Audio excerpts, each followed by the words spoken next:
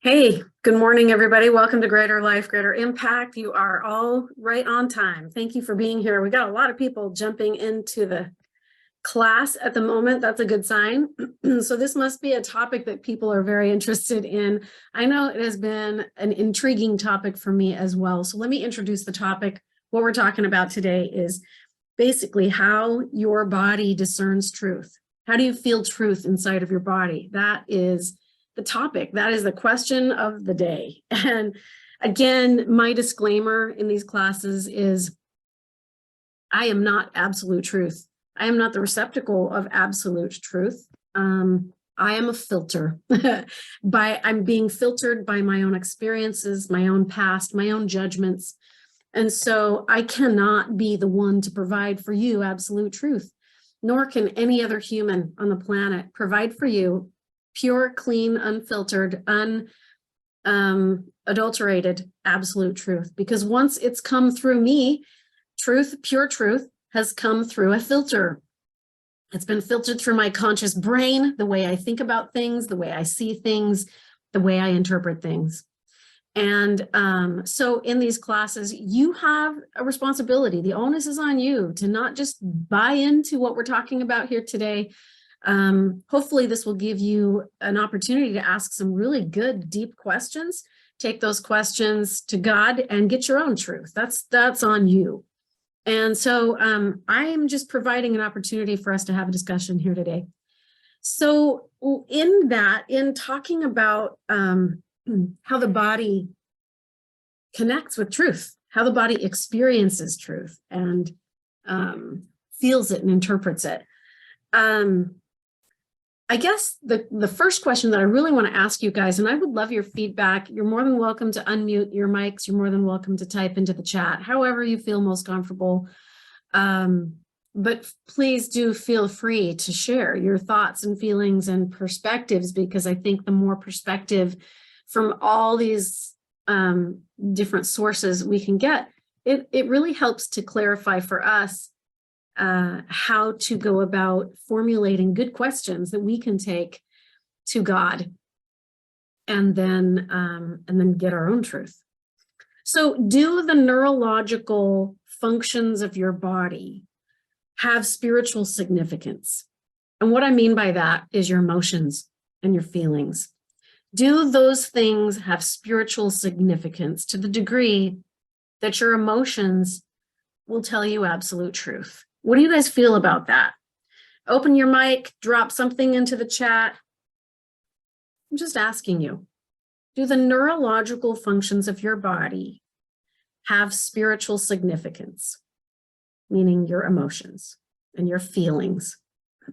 Would love to know your thoughts on that. Emily says some. Angela says yes, very much so. Yeah, definitely we can use those things to help us in discerning. For sure, we can use those things because truth comes with biological consequences. Your body loves truth. Your spirit loves truth. We're constantly being pulled towards truth, attracted to truth.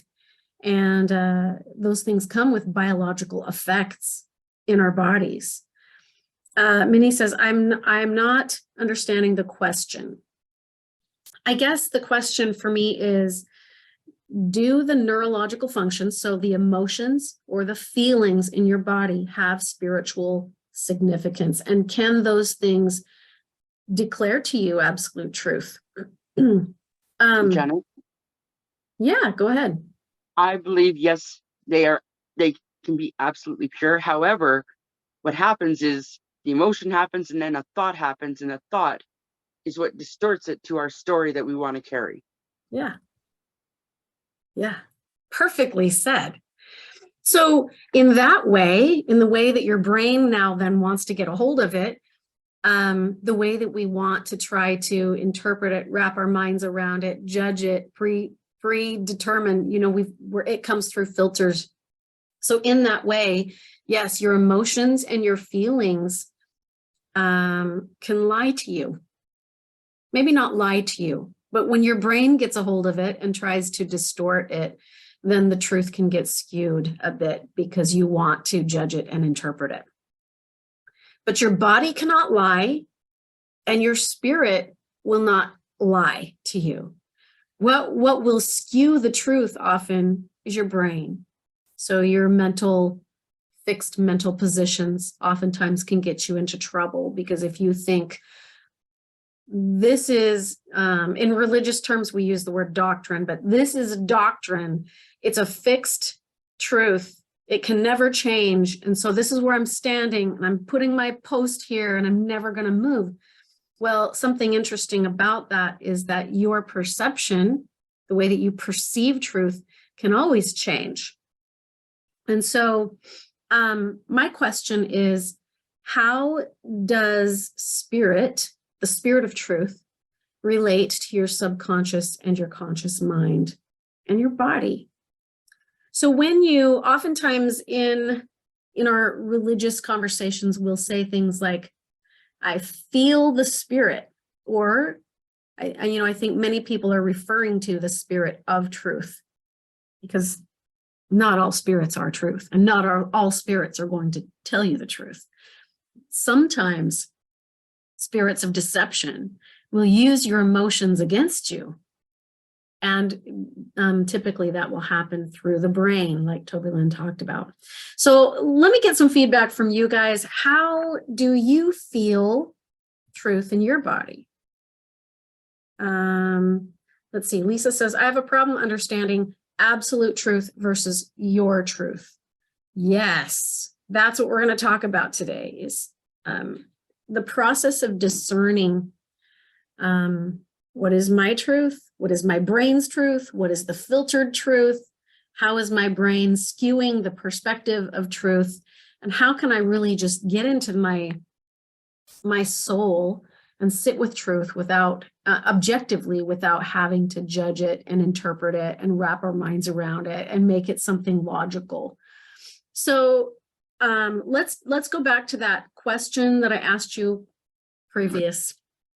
How do you feel truth in your body? What does it look like for you when you are experiencing truth? I'd like to make a comment because this is very interesting. I'm trying to discern a lot right now, and my truth, higher self, when it comes to me, it's not always because I ask it to come. And so I've been wanting to stop, and when it comes, I feel the warmth, the light, and it's a strong feeling, and it goes right to my heart first. And then, because I'm trying to discern, I think, oh, I've got to listen. And I think, well, what was I thinking of right before it came? Or now what does it want me to think? And more times than not, as a matter of fact, almost not, my mind goes blank. It comes and works on my feeling and my heart and my body, and I'm so grateful it's there, but my mind is not, hearing it. So I'm going, well, I'm just going to have to figure this out.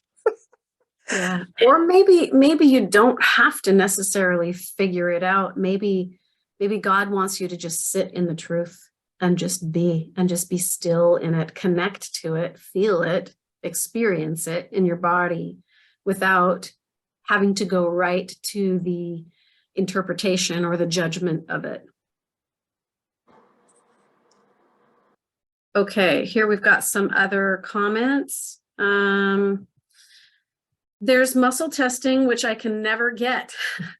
Yeah, so muscle testing can also get skewed in the process, because why?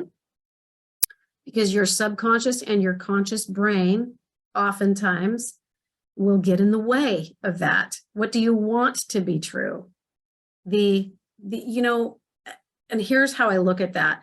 Science, even quantum scientists, have now just determined that the act of observing a scientific experiment will influence and change the actual outcome of the experiment. Just by having humans observe the experiment will change the outcome of the experiment. So oftentimes that's what happens to us, is the act of observing or projecting our intention or our will, maybe unintentionally, it might even be subconscious, us projecting deep-seated beliefs or feelings and emotions in the body can sometimes skew muscle testing. So often the body isn't always in a state where it can provide for you absolute truth. So you have to kind of get clarity there. Somebody said when they feel the spirit of truth in their body, they feel clarity, like puzzle pieces coming together. Angela says, when I feel truth, it is a freedom that I feel in my soul. The light is so bright and clears my space, and it is solid within my entire being, but mostly it's free. Wow, love that description. I'm glad that you have a way to determine what truth feels like in your body. Lisa says the process many months ago caused great cognitive dissonance.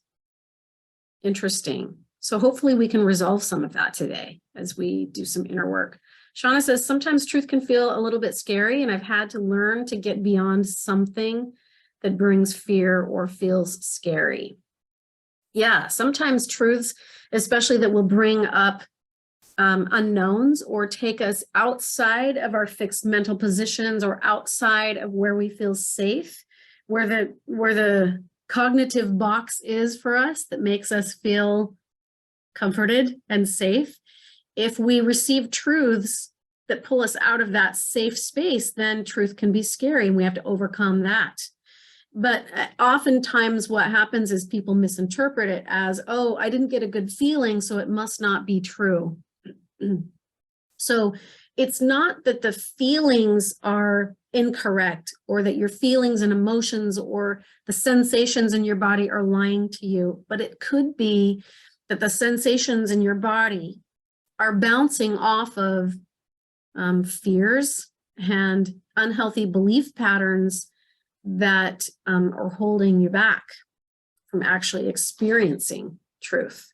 And so we have to find our way to a place of neutrality. And we're going to talk a little bit about that more, but I would really love to get more from you guys in regards to how does it feel in your body when you're connected to truth? When you feel the spirit, because that's kind of the label that we often put onto it, is I'm feeling the spirit, so it must be true. But again, it's not as simple as that. We often have to take the time to look at it objectively and say, is my interpretation of my response to this truth, is my interpretation to my response of that accurate? Are my feelings really in alignment, or is something helping, is my fear skewing the picture? Heather says, something can be true, but still feel yucky. Exactly. I will often say that is uncomfortable. True. I will often say that is uncomfortable. True. Am I missing something? Uncomfortable. True. So the test is not whether or not it feels good. I've had the experience of hearing something and have my spirit nod its head, even when I can't fully understand what's being said. I don't necessarily get a good feeling that goes with it, but it is a resonance of this is accurate, but it is a resonance of this that is accurate. I'm learning that when my spirit is nodding its head and I feel fear about what I'm hearing, it means I need to learn more and the fear will dissipate. Oh, I love that. That's good. So that is a perfect example of you, Heather, being an objective listener. So when truth comes into your space, sometimes it's not always going to feel good. Sometimes it's going to present fear in you because you are afraid to go outside of the bounds or the box or the perimeter of what you've been taught is okay. Is it okay for me to have this truth? Is it okay for me to know this stuff? Is it okay for me to act on this truth? Am I going to be shamed for it and shunned? And I think this is what happens to us in society and religion, in our cultures and communities.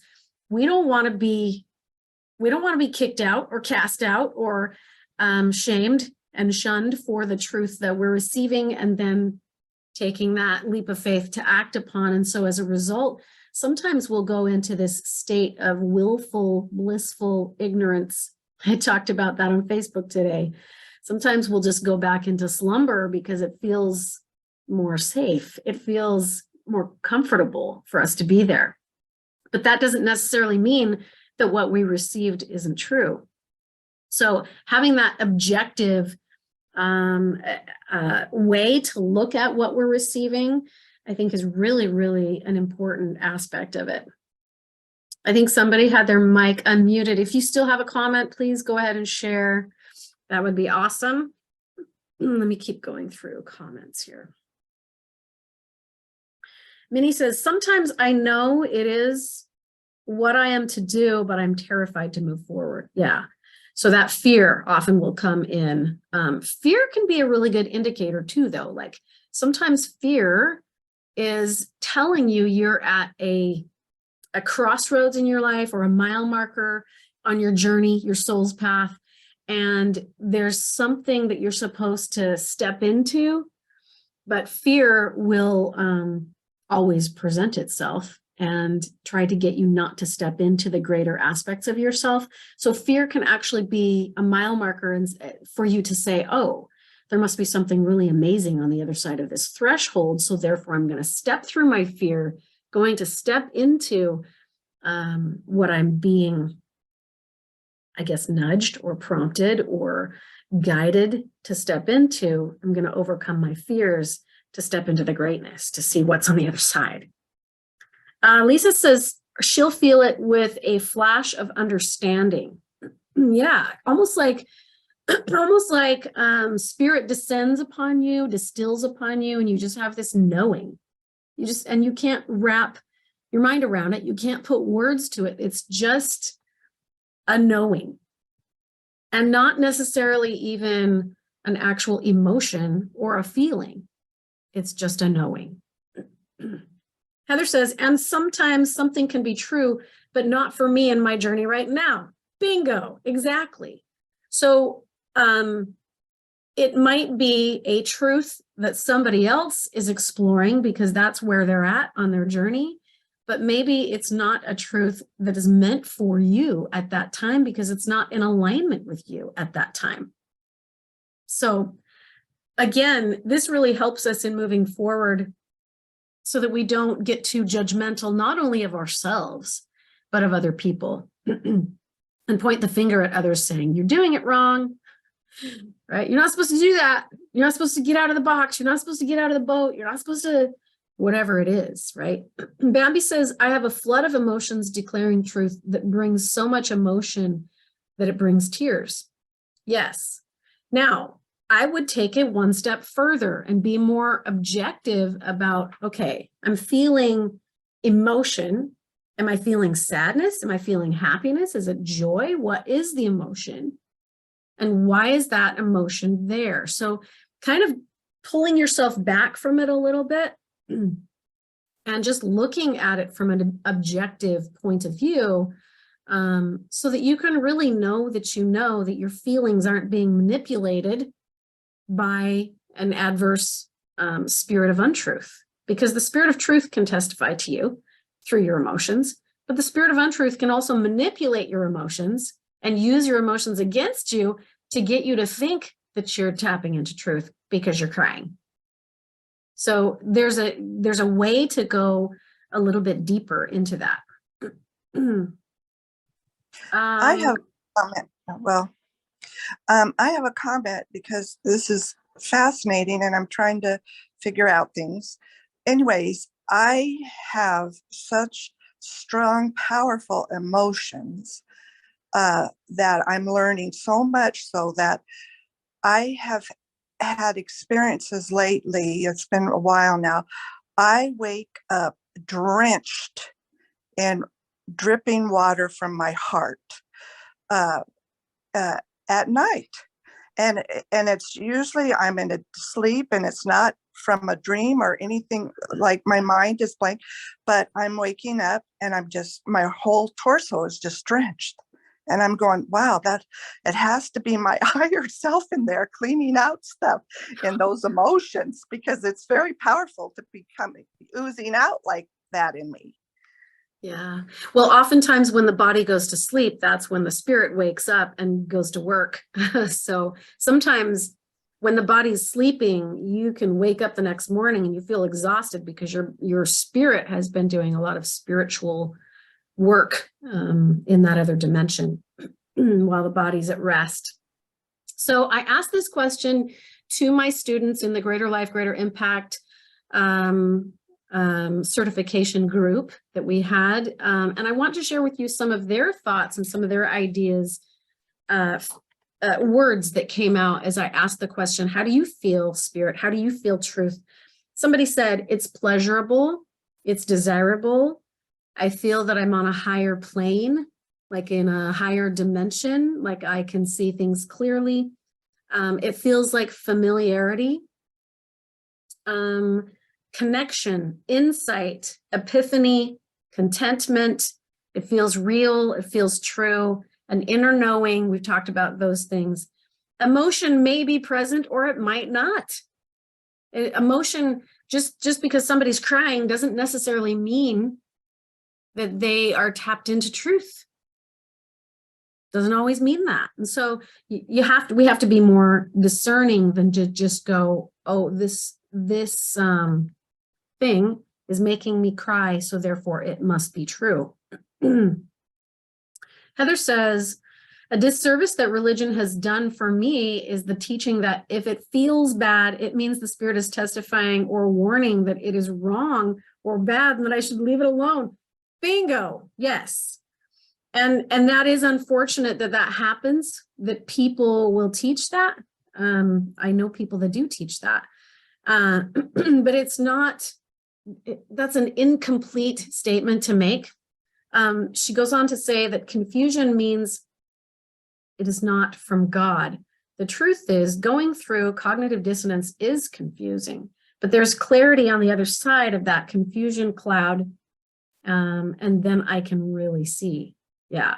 Truth feels like enlightenment. I feel literally enlightened, like, oh, that's how it is. Yeah. Like this aha moment. Emily says to Heather, 100% agree. Yes, I 100% agree with what you said about just because it feels bad, just because you're having negative emotions doesn't necessarily mean that something isn't true. It just means you're having emotion. So you got to figure out why. Are you having emotion? What's going on in you? And how does that relate to whether or not this is true or not true? Bambi says, I look at the feelings at that time when tears come up and try to ask questions for clarity. Good. Do ask questions. That's the perfect time to be asking questions. What is this? And why is my body responding to it in this way? Also, Lisa says, Heather, I connect with what you said as well. Thank you, Heather, for your remarks. That's awesome. Nicole says, how do we make sure that our emotions aren't taking over? What do you do to test the truth? We're going to get into that today. I want to take you guys through a guided experience where we're going to drop into the body. We're going to connect with a state of neutrality. When you go into a state of neutrality, you can be much more objective about your feelings and your emotions and your thoughts. And even the beliefs that are coming up in you that you thought had to be fixed mental positions. Oftentimes we're taught, this is a truth, this is a doctrine, this is a fixed mental position. There is no ifs, ands, or buts about it. And you may have a spiritual witness through emotion or feeling about that. And so then you just chalk it up and say, well, then this has to be true. It has to be absolute. There may be aspects of truth that you're relating to in that doctrine or the truth, right? There may be aspects of truth in there, but you have a responsibility to go a little bit deeper and to do a little bit more discerning because often where you're at in your spiritual journey, in your life's path, you may perceive a truth from one vantage point, but truth is expansive, just like love. It grows and it expands and it gets bigger. And so the more truth that you get access to, the more you feel like the less you know. Like, have you guys ever had that experience where you're like, the more I learn stuff, the less I feel like I know, the less is absolute for me, because it just changed the whole paradigm. And now I'm standing alone on this island and I don't even know who I am anymore or where I am anymore. And the whole scenery has shifted. Well, that's what truth does. That's what the expansion of truth does, is it cracks open paradigms. It shifts your perspective so that you can see a little bit of a bigger picture.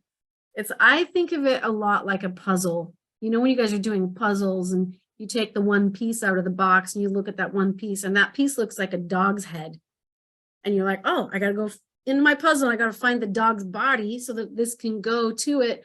But then when the puzzle is completely done and you snap that one piece into place, you realize it's not even that at all. It's something completely, totally different, because now you have an expanded view. You have other pieces that have surrounded that one little piece to give you a broader, bigger picture. So your vantage point of that teeny little piece of the puzzle is just your vantage point of a teeny little piece of the puzzle, but it is not absolute truth necessarily until you broaden your view. Go ahead, Tammy. Has anyone ever experienced where they've really felt like they're on the right path, they're following truth, they're feeling enlightened, and I'm doing the right thing, I'm going in the right direction, only to find out that you're not, and then you've been warned and you can turn around then and go back? Does that make sense? Totally makes sense. I'm sure there's tons of people that could drop truth bombs down in the comments below, or just unmute yourself if you can relate to that. I know I personally relate to that deeply and profoundly. And maybe it's not that you were going in a completely wrong direction. It just might mean that, oh, now there's expanded truth. I've been added upon. That doesn't necessarily change the one piece of the puzzle, but it will change your vantage point, and it will open up the view to something bigger. So yes. What sparked this conversation actually in me was I ordered a book. I ordered this book online. Somebody recommended it, called The Secret History of the World. And I'm reading through these stories in here, and I start to realize, man, it's like it's cracking the code on a lot of the history that we've been taught in our textbooks, and the way that life has been presented to us by movies and media and teachers and education and government and religion, even in the way that these entities and these societies have programmed us to believe the narrative that they want us to believe. And so, but as you start digging deeper and realizing, holy cow, that's not how it is at all. That I have been lied to at every turn. Just look at having babies, for example. When you first have a baby, back in the day, they used to say, lay the baby on its stomach so that if it throws up in the night, it's not going to choke to death. No, don't lay the baby on its stomach. It will smother itself and die. Lay the baby on its back so that it can breathe and it won't die in its sleep from asphyxiation. Like, no, lay the baby on its side. Like all of these different paradigms projected onto us as if they are absolute truths. Look at the weight loss industry. For years and years, we were taught one way, and then there's another way, and then there's another way. Now there's like 50 million different ways, and they all contradict each other to the degree that you can't eat anything and you can't do anything. You might as well just sit in your home on the couch and lose weight, because none of them are absolute. None of them are giving you absolute truth. And the reason for that is because we're all different. We're all going to see it differently, and we're all going to have different needs for our own bodies. Okay, let me come back to the chat. You guys are really on fire today. It's awesome. When I know things are true, this is Catherine. When I know things are true, my heart beats, which tells things that I'm doing or knowing is true. That's interesting. How do we make sure that our emotions aren't taking over? What do you do to test the truth? Yes, we are going to go into that. Loretta says, recently I saw a video online where people were crying and testifying that their religion was true. There were 6 different religions. Yeah, so crying and testifying and emoting isn't necessarily absolute truth. It may be something that's meaningful for them, but it may not be absolute truth and may not be absolute truth for you. So there are deeper ways that we can be objective and really test those first aspects or first inklings of truth. I think in the end, we will find that we have been making everything way hard. We have been making everything way harder than it's supposed to be. Yeah, I think we are. Truth exposes darkness. Yes. I found truth in threes. Is that what you're saying? So confirmation of 3 different people, sources. Yeah. So like a witness to your truth. Yes. 3 different people, sources, and then take it to God and ask Father or for further to seek knowledge and understand. Yes. Heather says, more often than not, I have found in putting together puzzles that it is indeed part of the dog head, but I would have never thought it was part of a dog head looking at that one piece, and not knowing that it was part of the dog head had me resisting putting it in that area of the puzzle. This is so good. It's so metaphoric. And it has kept me from power and had me sitting in frustration about where that piece goes, tying up my energy. Yeah. Oftentimes we have pieces to the puzzle that are true, but we don't understand where it's supposed to fit in our lives and in our journey. And so it can be very draining if we're trying to overthink it, and if we're trying to make sense of it, and if we're trying to interpret it, because we can't interpret it until we get more pieces around it. Laying a baby on its back is ridiculous. Yeah. So anyways, back to this book, what it taught me was, holy cow, we've been lied to. All you have to do is go study your own religion's history. Go study the history of Christianity and where the Bible came from and how the people who put the Bible together, like all of the stories that go down the rabbit hole of even religion and government and world history and all of the stories that have been used against us to manipulate us and to get us to think that something is true and it really, really isn't.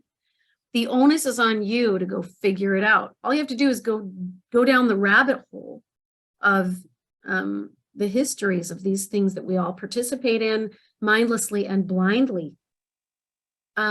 We start to realize, holy crap, I've been lied to.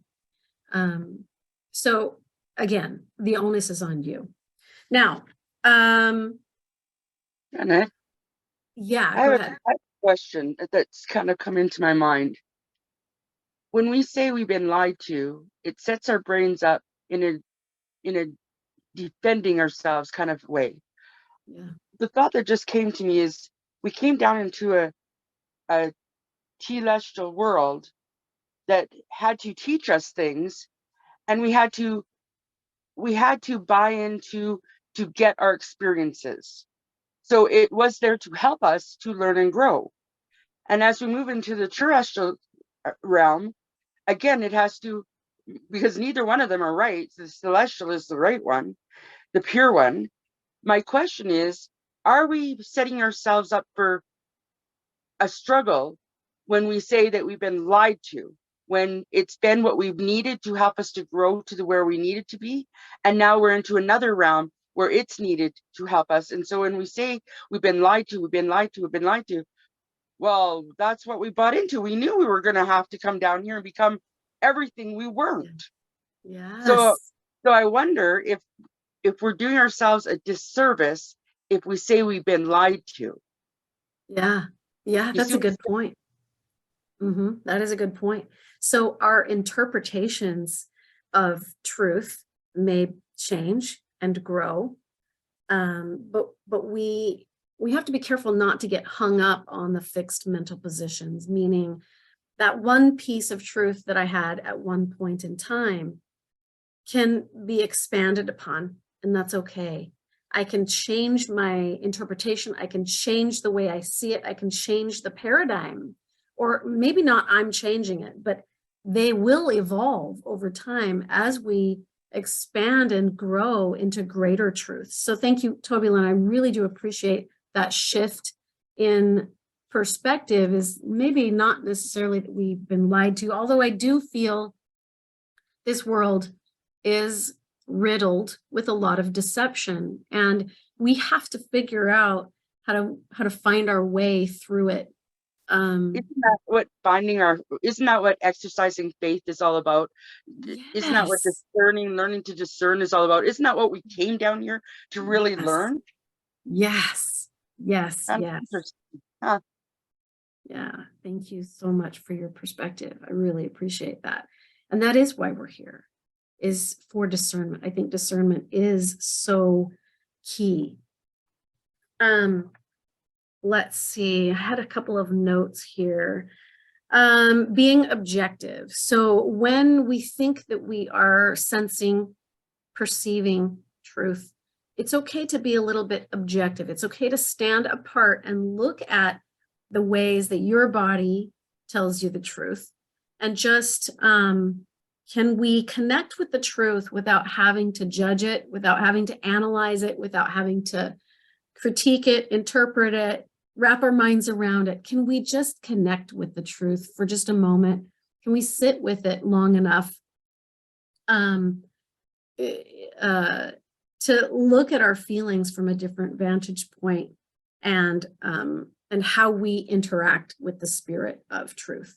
So can we be willing to let go of that interpretation just for a moment, just so that we can experience what truth feels like, what the connection of truth feels like in our bodies?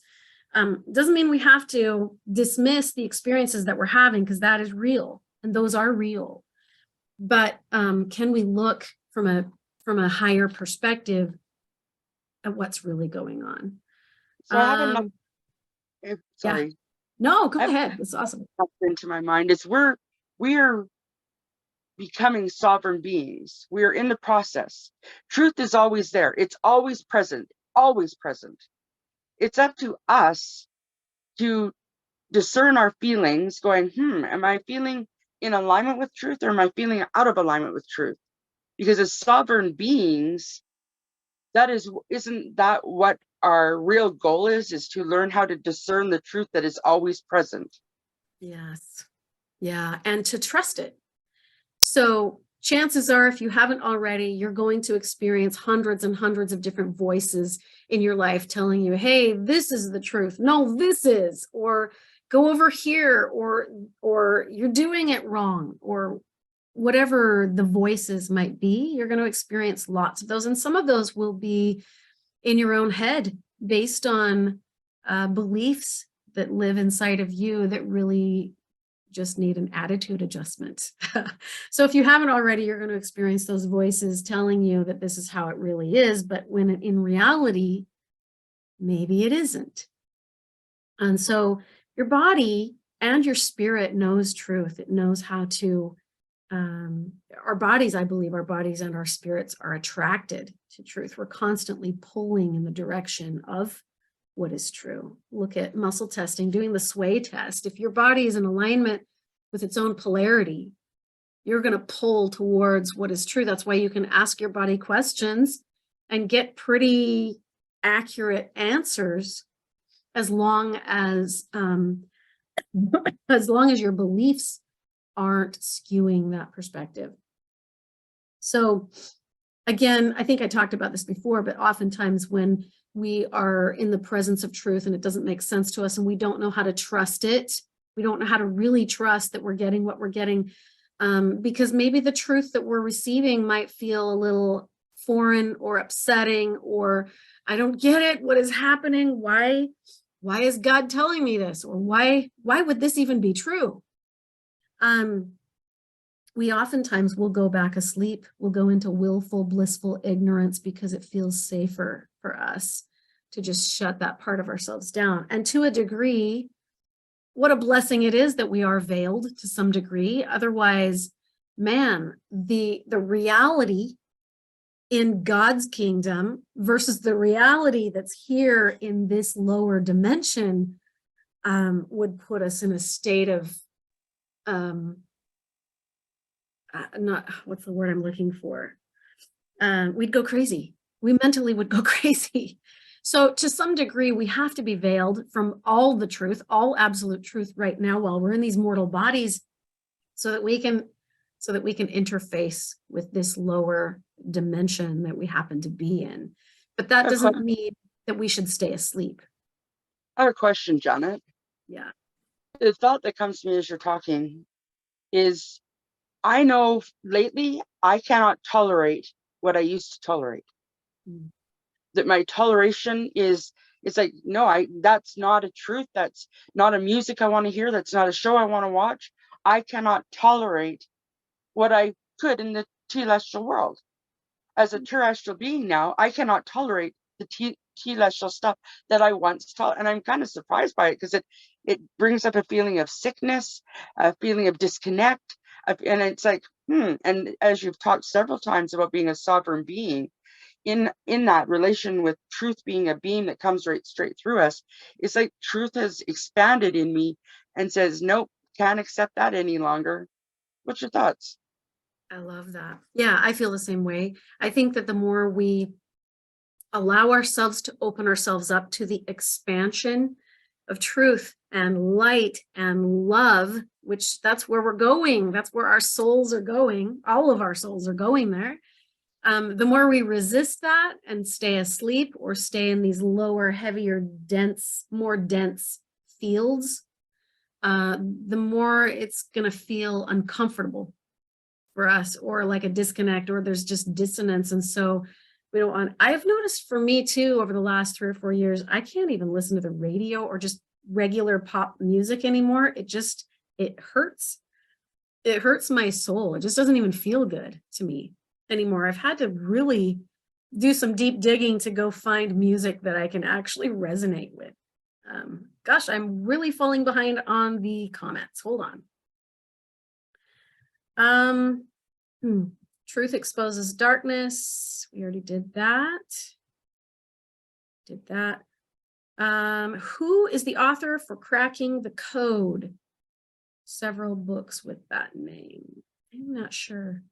Cracking the Code. I don't know who the author is to that. His story told by the person or group who was on the winning side. Yes, the victor tells a story. Yeah, you guys are having a wonderful conversation in here, so I'm just going to let you keep having that.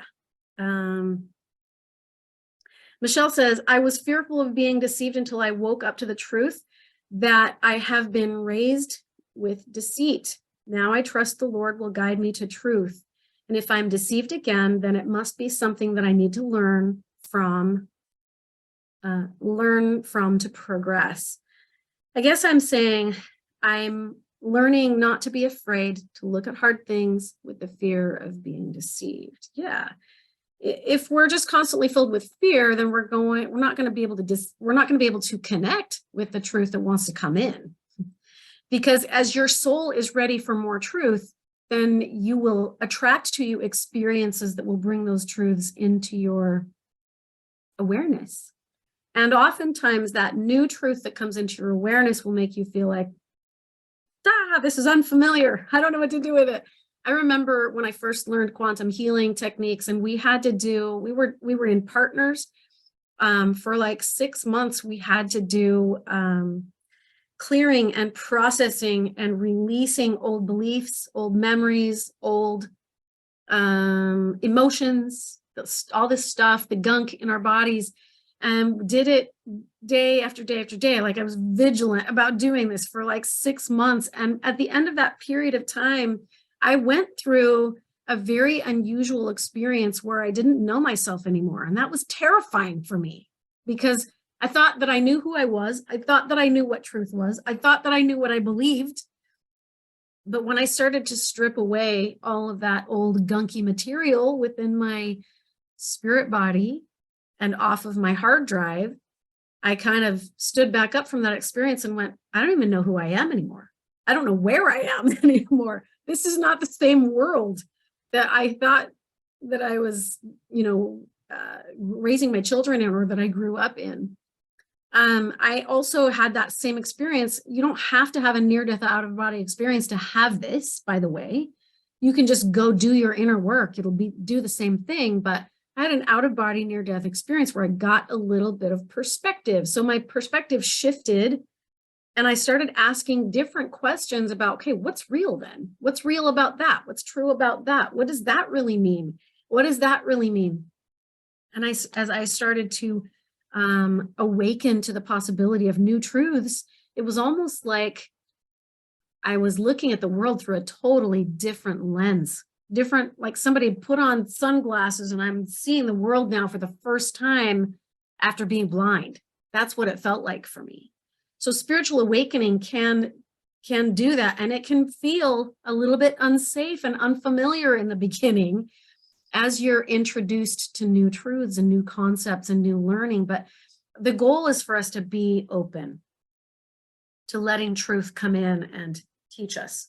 So sometimes, again, I just want to reiterate this. Sometimes emotion doesn't always equal spirit or truth, the spirit of truth. And sometimes we can mistake emotion for a manifestation of God. So how do we discern? How do we be more objective? How do we learn to experience truth rather than to judge it and interpret it? Neutrality. Neutrality is my answer for you today. And I really want to take you into a guided meditation. We have 15 minutes left in class. So if you guys will just take a minute to, let me see if I missed anything. I totally opted in to learn how to grow my discernment, not to escape being deceived in the first place. That is so profound. Thank you, Heather. I'm going to read that again because I feel like that is the foundation upon this class and this experience that we're going to walk through next. I totally opted in to learn how to grow my discernment, not to escape being deceived in the first place. Oftentimes we're so afraid of getting it wrong and being deceived. And so as a result, we'll push truth away and we'll disconnect from truth. And we won't allow ourselves the opportunity to grow in truth because we're scared that we're going to be deceived. What about being in the presence now? How are we feeling? Is this our discernment? Yes. So neutrality, going into a state of neutrality, going into a state of the infinite eternal now, I think sets us up to put us into a place where we can be more discerning, where we can really identify what does truth really look like and feel like in my body in this moment right now. Serious question. How can we rely on muscle testing if our beliefs can skew it? Isn't muscle testing supposed to bypass our conscious mind and go to the truth our subconscious knows? I love that question. I wish I could really expound on it, but here's how I see muscle testing. If I'm muscle testing for myself in particular, or even a loved one, and I know what I'm muscle testing about. So for example, is there a tumor in my left knee? Or I don't know, is the virus that's in my lungs bronchitis, or is it pneumonia? You know what I mean? Like if I have an emotional vested interest in the outcome of that, my energy can skew the outcome of that muscle testing. And so what I do anymore when I do muscle testing is that I number all of the positive or the potential answers to the question. I put them in a sequence of numbers. And then I just muscle test for, okay, is it number 1? Is it number 2? Is it number 3? Is it number 4? Is it number 6? So I'm not emotionally attached to the outcome of number 4 or number 8. So for example, if I'm looking for beliefs that are coming up and I'm working with a client one-on-one in a personal session, I have a book of 150 different beliefs that could possibly come up in somebody's body in the moment. And so if I'm muscle testing through that, my brain is going to want to lean in one direction or another when I'm reading through beliefs. So what I did was I numbered all the beliefs, 150 of them. I have them on a grid now, and I just look at the chart and I go, okay, what numbers on this chart are popping out at me right now? Okay, it's number 67, it's number 23, it's number 52, whatever. And that's how I muscle test, whatever the numbers are that are calling themselves to me. And then I go look up those beliefs so that my mental brain doesn't get a say in any of it. It's just, I'm just looking at numbers is all I'm doing. So that's how I've opted to muscle test now, and it works really, really well. And I find that my clients are like, holy cow, that is so true. That is so accurate. That is right on. So anyway, yeah, you kind of have to you have to reduce, if you're going to muscle test, you have to reduce your ability to judge it. And oftentimes, if you're looking at the potential outcomes, you're going to judge it based on what you want to be true. I would love for you to share your music, your playlist. Oh, okay. I might have to do that. Second, the sharing of a playlist. Yes, I will do that. Thank you for sharing that, Janet. What an incredible experience. I took some time in the past couple of weeks to sit and write down answers to this question that was posed to me. What do I know that I cannot prove? That was truly an eye-opening experience. Wow, good for you. Okay, I think what we're going to do next. Okay, we're going to go into a guided meditation. What was the book? Here is the book. You can take a screenshot. Yeah, Nicole says it works because you made the muscle testing neutral. Yes, we have to come to a place of neutrality. That's where I was going to go with this. Oh, the number muscle testing book is my own book. I've been compiling beliefs from clients over the last 15 years. And so if you want a copy of this book when it's completely done, message me and I'll get you a copy of it. All right, neutrality. Why is this so important? I believe neutrality is so important because you've got to get yourself to a place where you're not prejudging, where you're not trying to interpret, where your brain is not getting in the way of the actual outcome of what truth really looks like. Truth can be a stillness within you. It can be a knowing that you cannot ever put words to. And so when you get into a place of neutrality in your body, then guess what? Then from there, you get to choose where your heart wants to go, what the beliefs really are. That's where you have to really lean into trusting your inner guidance, the inner guidance of your heart, your own heart. What does this feel like for me today? So I want you to everybody just get still. Take a big breath in. On the exhale, just let go. So I want you to think of emptying your entire body of all the tension, all of the gunk, all of the noise, all of the beliefs. On the exhale, on the inhale, just breathe in light. Drop your shoulders on the exhale. Going into your body. Going deeper and deeper and deeper into your body. As I take you into this deep breathing meditation, we're going to find neutrality. So the best way to find neutrality is letting go of all the tension and all the resistance in there. Breathe in, breathe out. Drop your shoulders. Let's go into your eyeballs, and can you relax all the muscles behind your eyes? All the muscles in your face. Let's stretch those muscles out. Open your mouth big and wide. Stretching, pulling everything towards your ears. Good. Breathe in, breathe out. In through the nose. Out through the mouth. Let's just roll your shoulders around a little bit to open up some space and let go of the tension and the resistance that's there. Can you roll your head around on the top of your neck and let go? Wow. And just open up some space there.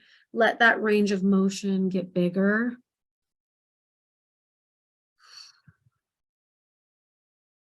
And can you drop your awareness now deeper into the center of your heart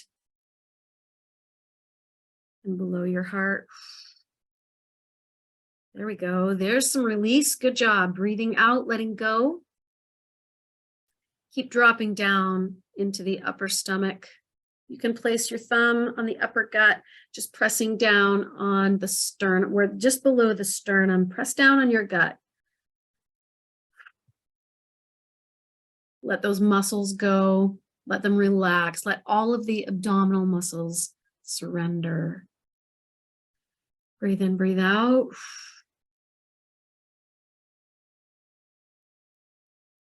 Good. A couple more rolls, opening up space.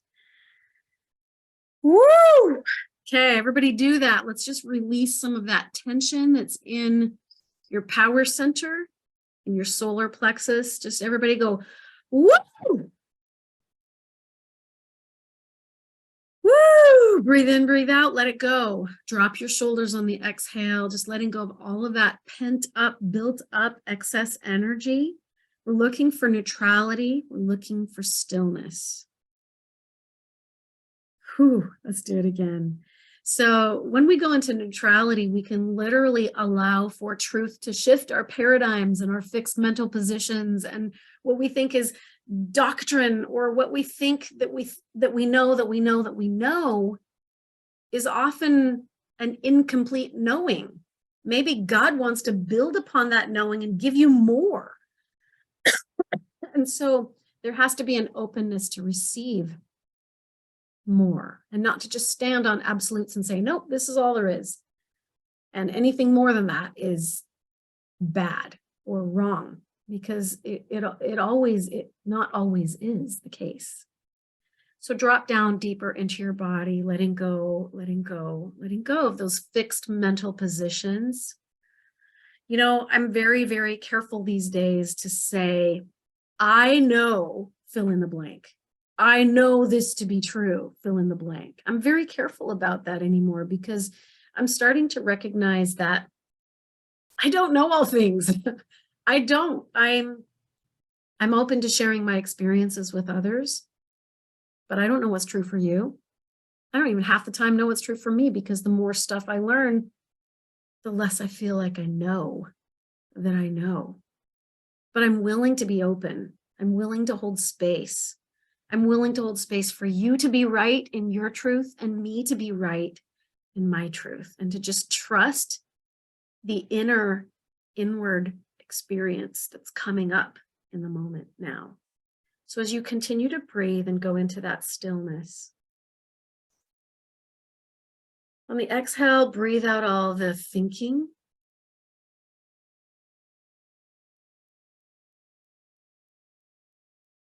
Breathe in deeply that liquid light. On the exhale, breathe out all the thinking. All the traditions, let them go. All the absolutes that you think are absolutes, just let it go. Let it go. And let yourself open up to more, to a greater, expanded level of truth that maybe you hadn't considered before. This is how God can teach you. But you got to get to neutrality. So dropping your attention down to the base of the spine, breathe in, breathe out.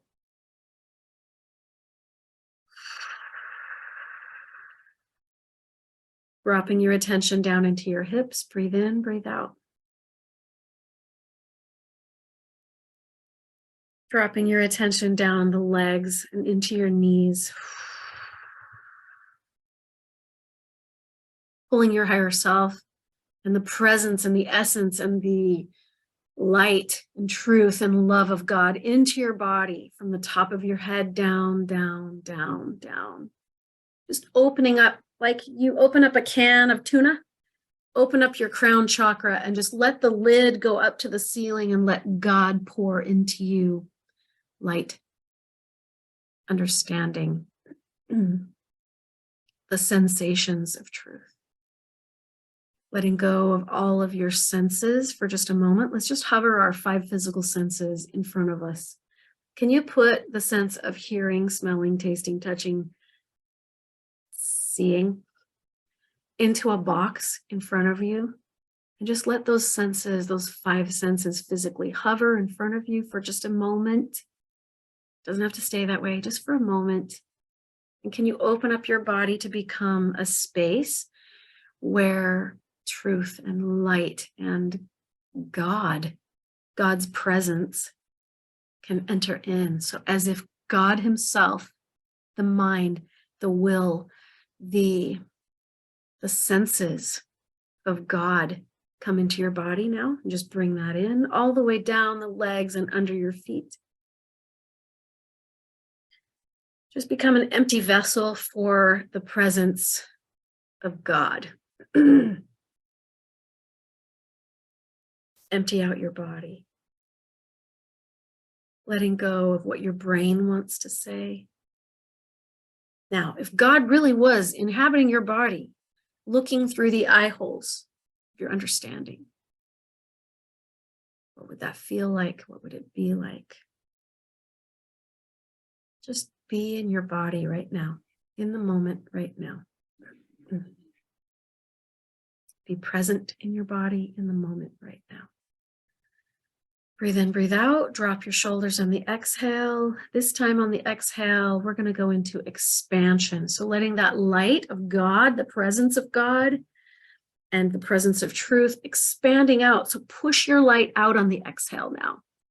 Pushing your light, pushing your aura out into the room. Fill up the room that you're in with this light, this expanded presence of the divine.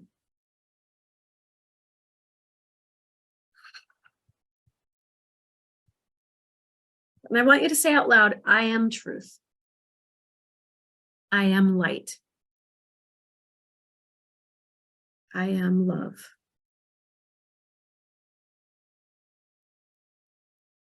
I am truth. I am light. I am love. Okay, so now, if you want, you can close your eyes.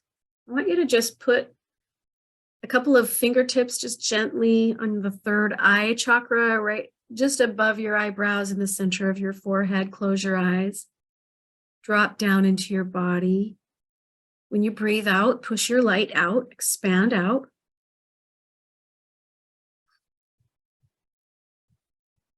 Go into that stillness. I'm going to give you about a minute.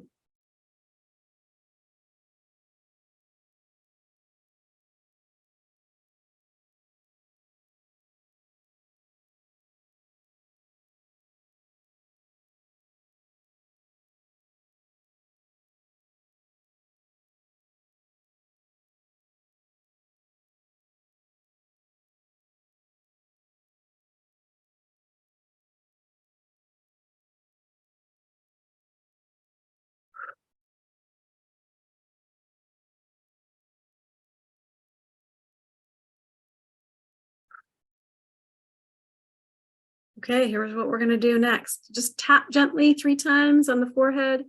Tap gently 3 times over the thymus gland. Tap gently 3 times over the truth center. Tap gently 3 times over your power center. And then placing your finger gently in the navel. We're going to lift up from the belly button and just lightly touch the third eye. We're going to connect the lower chakras with the third eye chakra.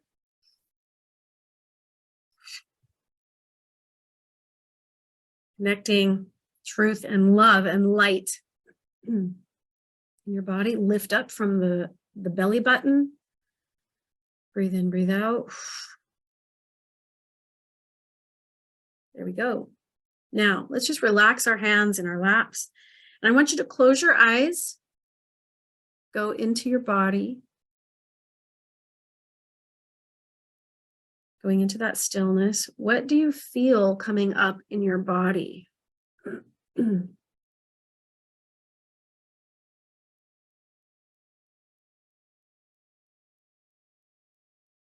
I love this. Yes, Heather, thank you for sharing that. Yes, just sensing the presence of God still from within the container of your body. What are you noticing? Is there any tension? Is there any pain? Is there any heaviness? Is there any darkness, emptiness? Are there any feelings in there that you would like to be lighter?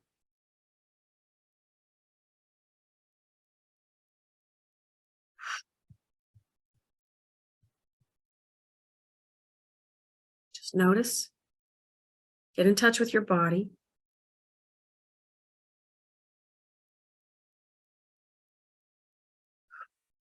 If there are feelings in there that you would like to be lighter, Minnie says, I feel complete peace. Good job. You're there. If you'd like to feel lighter, if there's something coming up, I'm actually feeling something in my gut. And so let's just kind of jet the pipes for a minute. Let's just kind of explore what would it be like to engage with this energy and see if we can jet it through the body or change it in some way. So I want you to just think, what if this could be different?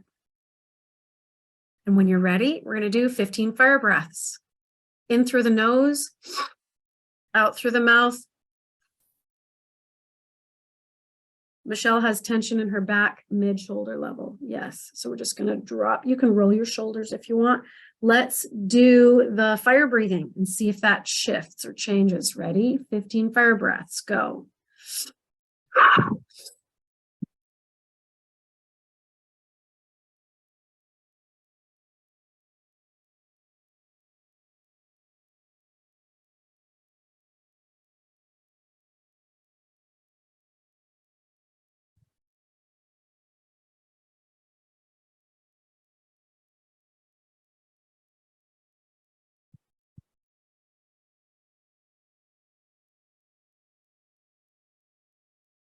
Yeah, Stacy says, I feel bigger than my body. Good. And she keeps giggling. That's a sign that you're in a good spot. You're ready to be neutral. And we're going to take it one step further. Karen has more energy, more belief in myself. God is speaking, belief in yourself. Yeah, believe in yourself. Good job. Keep breathing. Good. Drop back down into the stillness of your soul with God there in your vessel with you. Your presence is there and God's presence is there within. God is looking through your eyes. He's listening through your ears. He's perceiving the world around through his eyes, through his ears. Not just his. I hate saying him because I don't think God is a single parent. I think God is a mother and a father. So you get what I'm talking about. But the next step that I really want to take you guys into is I want you to ask your body. Oh, Ashley says, I keep coughing like there's something in my throat. Good. Cough it up. Keep breathing, softening, drop down to the base of your spine or under your feet until that diminishes. Just stay with that feeling, Ashley, for as long as it will be there and let it dissolve through you. This time, for the rest of you guys who are in that neutral space now, I want you to just ask your body, show me what truth feels like in my body today, in this moment right now. What does truth feel like in this moment right now?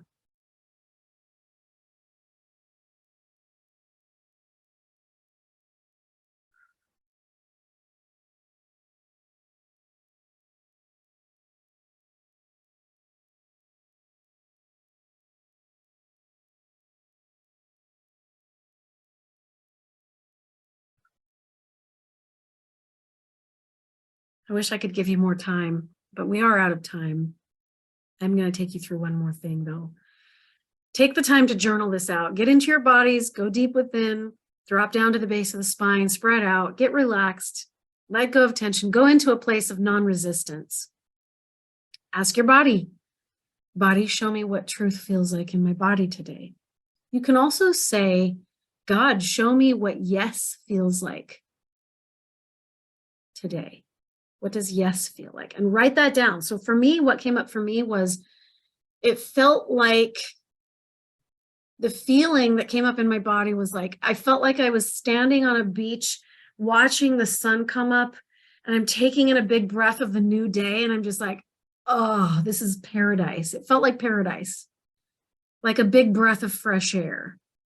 That's what it felt like for me. Like I had this visual, but I also had the feeling accompanying it.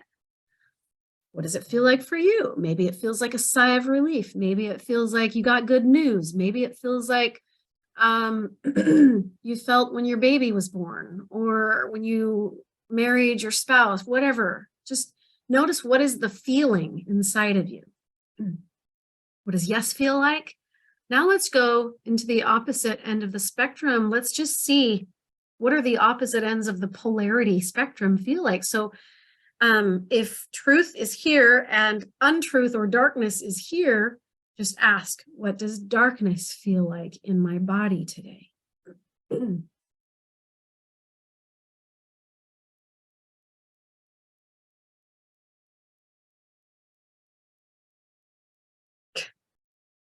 Yeah, I feel like I'm drowning in that ocean that I was just enjoying. I feel like I'm drowning in it. You can also ask, what does no feel like in my body today? So that when you have an opportunity to get yourself grounded and rooted and stable and centered in your body, and you're in a place of neutrality, and you happen to be communing with heaven or praying, in the act of praying or meditating, you can literally ask these questions. What does yes feel like? What does no feel like? Then ask the real questions that you really want to get after. Is this true? Yes or no? And then notice, what does it feel like in your body? And you got to trust that. You've got to learn to develop a trust that you are in a neutral space. Your free will and sovereignty now gets to decide what your path, what your journey looks like internally. Nicole says, truth, a buildup of energy in my chest, very powerful. I feel I have to pat my chest to answer it. Yeah. Woo! Just breathe out all the built up energy and just let yourself come back to neutrality. If you're in a place of neutral, you're on that middle of the polarity spectrum. So here's light, here's darkness. When you're in neutrality, it's a lot easier for you to discern the light from the dark. What about feeling heaviness in my lower abdomen? Okay, so possibly if you were in a state of neutrality before you asked, is this untruth, or is this darkness, or is this what no feels like? Then that's what no feels like in your body today. A heaviness in your abdomen.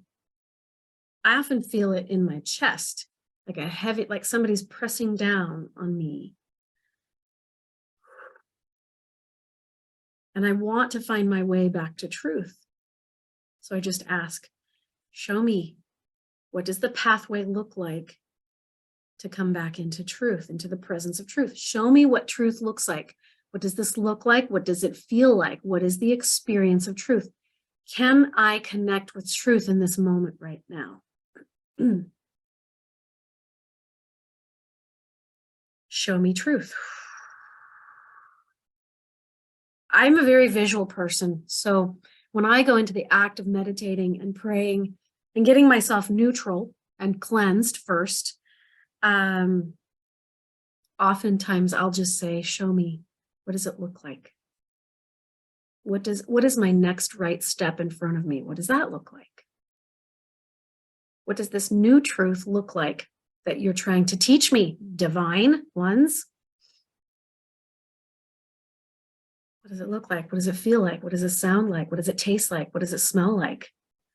Now, Can you bring your 5 physical senses back into your body with you at this moment right now, knowing that God is a full-on participant in those senses with you? The gods, the divine, they are taking up space in your body with you in this moment right now because you asked them to. Show me what truth looks like, feels like, tastes like, smells like, so that there is no denying of truth. Does truth smell like a beautiful, crisp, clean summer breeze? Because that's what it feels like for me. What does it look like? What I just described. What does it feel like? Calm, serene, home, relaxed. Stillness, peace, resolute. There's this inner knowing. I can't even put words to it. When I have those feelings, especially in the presence of a question that I'm wondering about, I have to trust that. It's the only thing that I have to go on, because you know that the truth, that the world isn't capable of spoon feeding you the truth. You have to get truth directly from the purest source, and that is the creator of all it is. That is the divine, and that divine presence lives within you. That's how you connect. So if you want to know the truth about something, connect to truth before your brain gets a hold of it. Does that mean studying things is bad and learning things is bad? No, not really. It doesn't. But sometimes there are times in your life where you just have to be still and you just got to connect with the knowing. And you just have to quiet your mind and let your brain take a back seat and not try to tell you what is true. And don't let other people tell you that you're wrong for believing it. And you better believe that when you start stepping into the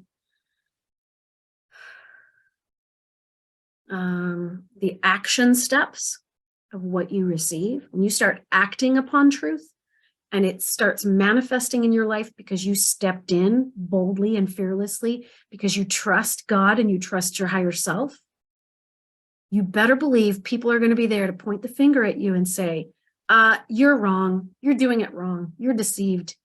You're bad. You're evil. I've been called all those names in the book by people close to me. But that doesn't take away from the fact that there are just things inside of me that I know that I know. I have to remain true to what I know that I know. And sometimes what I know that I know isn't going to resonate with what you know. And that's okay. It's not supposed to. It doesn't have to be that way. We don't all have to know the same things at the same time. But we should be compassionate enough to hold space for people and not say, you are wrong, you are evil, you are messed up, you are on the wrong path, you are being led by Satan. I've heard all those. I'm sure some of you have heard all those too, because that is the path. That's what happens when you start acting in alignment with your soul's purest truth. It's not going to look like the status quo. It's going to be out of the box a lot of the time. God's going to lead you out of the program, out of the matrix. And we often want to stay in the matrix because it feels safe to us. Oh, this is what religion's supposed to look like. This is what my testimony is supposed to look like. This is what family is supposed to look like. This is what marriage and relationship and I don't know, a job or a career or whatever the programming is around. This is what it's supposed to look like because this is what society is telling me and religions are telling me and my leaders and high ups and authorities and my family, all these people around me are telling me these things, that this is what it's supposed to look like. And because I'm being guided outside of that matrix, you're going to be shamed and shunned and shushed. You are. And that's okay. Because if you diminish your truest self and your own internal truth as it's being taught to you by God, you diminish that just so you can fit into the matrix, shame on you. And you know what? Maybe that's where you're at because you feel safe. So not shame on you. But can you open yourself up? Can you open your mind and your heart just a little bit more, and a little bit more, so that you can wake up to more expanded truth, more expanded love, more expanded version of yourself, a more expanded version of the truth, a more expanded version of who God is and who you are in God's presence? Can you open yourself up to having the rest of the world be wrong for just a moment in order to trust the inner guidance of your soul's true path and what God is saying to you and through you? Can you do that? Will you do that? Please say yes. Please say that you will hold some space for yourself. And please tell me that you'll hold space for other people who are going through an awakening. Awakening hurts. It's scary. It's unknown. It feels unfamiliar. So don't add to the person's suffering by telling them they're wrong. Just hold space for them and let them be wherever they are. And your job is to just love. And you be where you are and honor that. Don't diminish it. And don't slip back into the matrix just because that feels more safe. You have a responsibility to arise, awaken and arise. And that's what we're doing. And so hopefully we can be loving to one another as we all go through the great awakening. Let us hold space. Let us each have our own experiences, as crazy and whacked out as it might look to the rest of the world. Okay. We have a couple of comments that I'm going to leave you to your day. Pammy says, thank you for showing up today.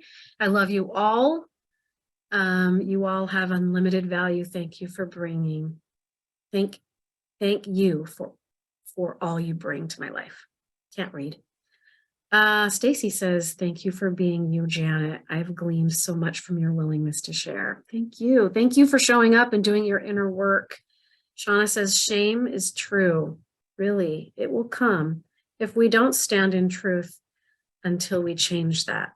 Yeah, and it's okay to be willing to overcome what will come at you. That's all right. Just know that it's normal. Toby Lynn, go ahead. You can end us off on the last note. That would be great. Well, one of the things that came to me as you were doing your meditation was I was seeing a column of truth expanding inside of me. And I seen my spiritual self in that column of truth. And what came was my body said, I am the lie. I can handle lie. My spirit. So this is what came. I am the lie. You are the truth. Together we are wisdom. When our body and our spirit communicate and talk, the spirit only knows truth. That's why we came to this earth. And our body can distort all sorts of things and take in all sorts of lies and chaos and all that kind of stuff. And I thought it was really beautiful, the lie being the natural man. So I am the lie. And they were looking at each other and they were saying, I am the lie, you are the truth. Together when we talk, we are wisdom. A new being, a new creature.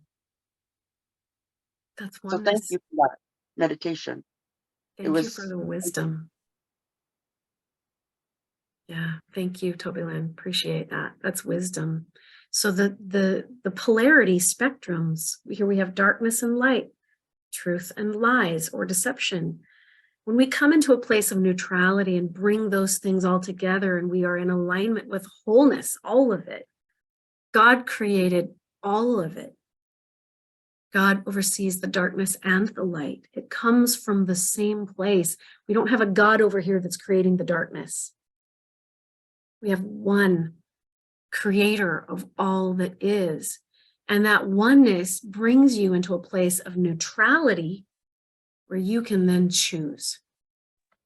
You have an opportunity then in that neutral space to be a wise steward of your free will and your agency at that point. You can either choose to go here or choose to go here.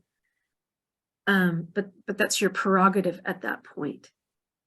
So that oneness is wisdom, when you can know the darkness from the light and still be one with all of it. That's wisdom. Okay, anything else before we go? All right, Karen says, thank you for holding space for others. I want others to wake so bad. It's not easy to be patient. Yes, we do want our brothers and sisters to awaken. But the thing is, our siblings in God will awaken according to God's divine timing.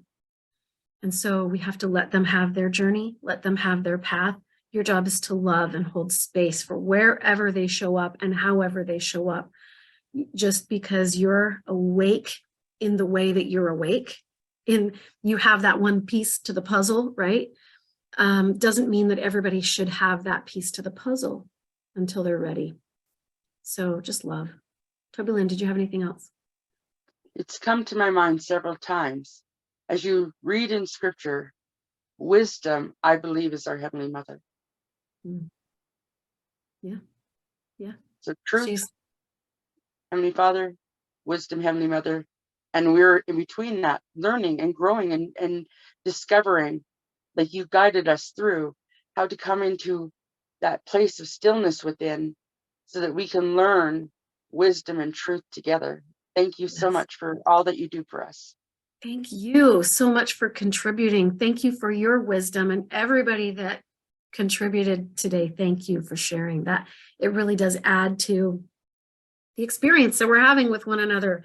I'm not right. You're not right. We're all just trying to figure this out in our own unique way. We're all on our own individual souls, paths, and journeys. And the goal is to just love each other through it. And that key is neutrality. You are a divine being who has access to truth. Your body won't lie to you when you are fully engaged with it and you're in that place of neutrality, dropped down out of your brain, down deep into the soul, into the foundation of your soul at the base of the spine. So practice that, play with it, come back to the replays, watch them often, and journal out what happens. I would love to hear any follow-up that you guys have, any further experiences that you guys have. If you're watching the replay, please drop a comment down below. If you watch this on YouTube or on Facebook, share what your experiences were with all of this. And again, please review the information that I post down below this on my YouTube channel.